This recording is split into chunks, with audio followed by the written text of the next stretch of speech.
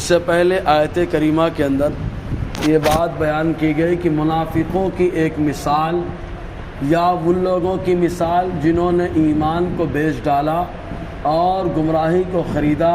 اللہ تبارک و تعالیٰ نے ان کی ایک مثال بیان فرمائی جو کل بتائی گئی، اور آج دوسری مثال اللہ تبارک و تعالیٰ نے ان لوگوں کی بیان فرمائی کہ ان کا معاملہ ایسے ہی ہے کہ جیسے کوئی آدمی جنگل میں ہو اور زبردست بارش ہو رہی ہو اور رات تاریک ہو، اس کے ساتھ ساتھ بادل کا اندھیرا، بارش کا اندھیرا، مطلب اندھیرے پر اندھیرا ہو۔ ایسے ٹائم پہ آدمی کے اندر گھبراہٹ بہت زیادہ ہو، اور مزید یہ کہ اگر وہاں پر بادل گرجنے لگے تو اور گھبراہٹ ہوتی ہے، ساتھ میں اگر بجلی چمکنے لگے تو آدمی اور زیادہ گھبرا جاتا ہے، اور گھبراہٹ کے مارے اپنے کانوں کو بند کر لیتا ہے، آنکھوں سے کچھ دکھائی نہیں دیتا تو ایک دم پریشان ہو جاتا ہے، اور جب کچھ نہیں سوچتا تو اگر روشنی ہوتی ہے، بجلی چمکتی ہے تو چلنے لگتا ہے، اور بجلی ختم ہو جاتی ہے تو ٹھہر کر کے خاموش کھڑا ہو جاتا ہے۔ یہی حال منافقین کا ہے کہ جب اسلام کے اندر اچھائیاں ان کو نظر آتی ہیں ان کے اعتبار سے تو ایسی صورت میں اسلام کی طرف راغب ہو جاتے ہیں، اور جیسے ہی ان کے اعتبار سے کوئی اچھائی نہیں دکھتی ہے، کیونکہ جب آدمی اپنے اعتبار سے سوچتا ہے تو اس کے اعتبار سے اچھائی ہو تو قریب جاتا ہے، اور اس کے اعتبار سے نقصان ہو تو دور ہٹ جاتا ہے۔ تو اللہ تبارک و تعالیٰ فرماتا ہے بالکل یہی حال منافقوں کا ہے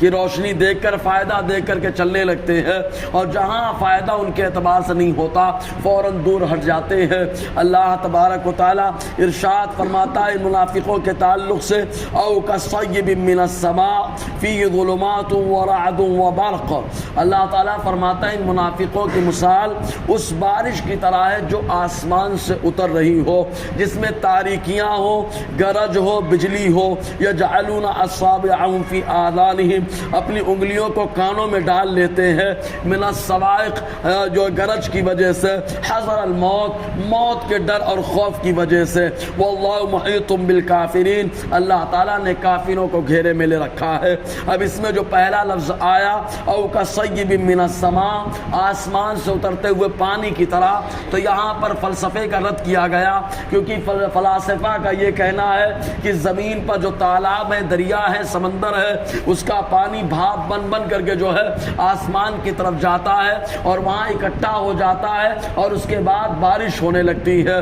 تو اللہ تعالیٰ نے اس کا رد فرمایا کہ یہ طریقہ غلط ہے، آسمان سے ڈائریکٹ اللہ تعالیٰ بارش نازل فرماتا ہے۔ چنانچہ خود حدیث پاک میں آیا جس کے راوی حضرت عبداللہ ابن عباس رضی اللہ تعالیٰ عنہما ہے، یہ بیان فرماتے ہیں کہ حضور نے ارشاد فرمایا اللہ تبارک و تعالیٰ نے عرش کے نیچے ایک سمندر، ایک دریا پیدا کر رکھا ہے، اور پھر اللہ تبارک و تعالیٰ جب چاہتا ہے، جہاں چاہتا ہے، اس دریا کے اوپر ایک فرشتے کو مقرر کر دیا ہے، اس کے ہاتھ میں کوڑا ہوتا ہے، اور پھر وہ مارتا ہے بادل کو تو بادل چلنے لگتا ہے، اور اللہ تبارک و تعالیٰ اس عرش کے نیچے جو دریا ہے وہاں سے جو ہے پانی پہلے آسمان پر، پھر دوسرے، پھر تیسرے، اس طریقے سے ہوتے ہوتے آسمان دنیا پر پانی آتا ہے، اور وہ پانی بادل کے ذریعے سے اللہ تعالیٰ جہاں حکم دیتا ہے وہ پانی نازل کیا جاتا ہے، اتارا جاتا ہے۔ اب پانی کہاں پر زیادہ اللہ تبارک و تعالیٰ جو ہے نفع بخش بارش کو نازل فرماتا ہے، تو ابو ہریرہ رضی اللہ تعالیٰ عنہ سے روایت ہے، وہ ارشاد فرماتے ہیں کہ ایک مرتبہ بادل میں کوئی بات کر رہا تھا، میں نے غور سے سنا تو وہ کہنے والا کہہ رہا تھا کہ فلاں شخص جو ہے اس پہاڑ کے پیچھے ہے اور اپنے کھیت میں کام کر رہا ہے، اے بادل پانی وہیں پر جا کر کے گرانا۔ حضرت ابو ہریرہ رضی اللہ تعالیٰ عنہ فرماتے میں نے سنا، میں اس بادل کے نیچے نیچے دوڑتے ہوئے جانے لگا، بادل اوپر، میں اس کے نیچے ساتھ میں چل رہا تھا۔ چنانچہ کیا دیکھتا ہوں، پہاڑ پہ چڑھنے کے بعد ایک شخص جو ہے اپنے کھیت میں کام کر رہا ہے، وہیں پر یہ بادل پہنچا، اور پہنچنے کے بعد موسلادھار زوردار بارش خالی اس کے کھیت میں ہوئی، آزو بازو کے تمام کھیت سوکھے پڑے تھے اس کے کھیت میں بارش ہو رہی ہے اور ضرورت کے حساب سے بارش ہوئی، چلے بادل چلا گیا۔ اس کے بعد ابو ہریرہ کہتے ہیں میں پہنچا اس شخص کے پاس اور اس سے جا کر کے پوچھا یہ بتاؤ تمہارے کام کرنے کا انداز کیا ہے، کھیتی کس انداز میں کرتے ہو کہ اللہ تبارک و تعالیٰ نے تمہارے کھیت پہ خالی پانی کو برسایا، آخر طریقہ کیا ہے؟ اس شخص نے کہا میں کچھ نہیں کرتا ہوں، بس کھیتی کرنے کا میرا یہ انداز ہے کہ جو بھی غلہ پیدا ہوتا ہے اس غلے کا میں 3 حصہ کرتا ہوں۔ ایک حصہ وہ ہوتا ہے جو میرے اہل خانہ کے لیے میں نکال دیتا، میرے گھر والے اس کا استعمال کرتے ہیں، اور ایک حصہ دوبارہ اس سے کھیت کے لیے باقی رکھتا ہوں، اور جو تیسرا حصہ ہوتا ہے وہ اللہ کے نام پر غریبوں میں تقسیم کر دیتا ہوں۔ حضرت ابو ہریرہ مچل گئے اور ارشاد فرمایا اسی لیے تو خاص تمہارے کھیت کے لیے اللہ تبارک و تعالیٰ نے اس بادل کو پانی برسانے کے لیے بھیجا تھا۔ حضرت ابو ہریرہ رضی اللہ تعالیٰ بڑے خوشوئے بہر کے تو اللہ تبارک و تعالیٰ آسمان سے بارش کو نازل فرماتا ہے،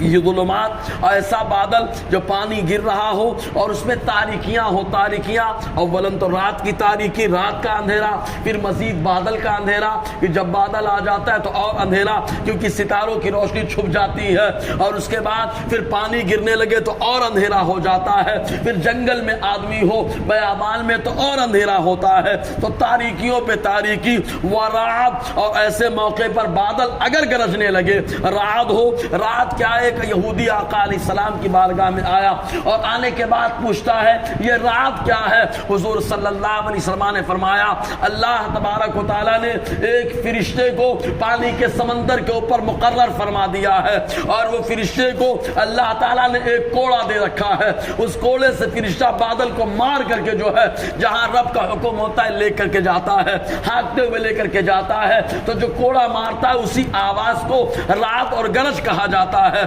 اور ایک روایت میں یہ آقا علیہ السلام نے فرمایا اسی فرشتے کے بولنے کو جب وہ فرشتہ بادل کو ڈانٹ کر کے ہانکتا ہے، بھگاتا ہے، تو وہ بولنے کے انداز کو رات کہا جاتا ہے۔ اور وہ برق، اور اس میں بجلی، اور بجلی کے بارے میں پوچھا گیا، حضور نے فرمایا جب کوڑا مارتا ہے تو اسی کوڑے سے روشنی نکلتی ہے۔ آگے انشاءاللہ اور اس کی وضاحت رہے گی۔ اللہ تعالی ہم سب کو فیضان قرآن، برکات قرآن سے مالا مال فرمائے۔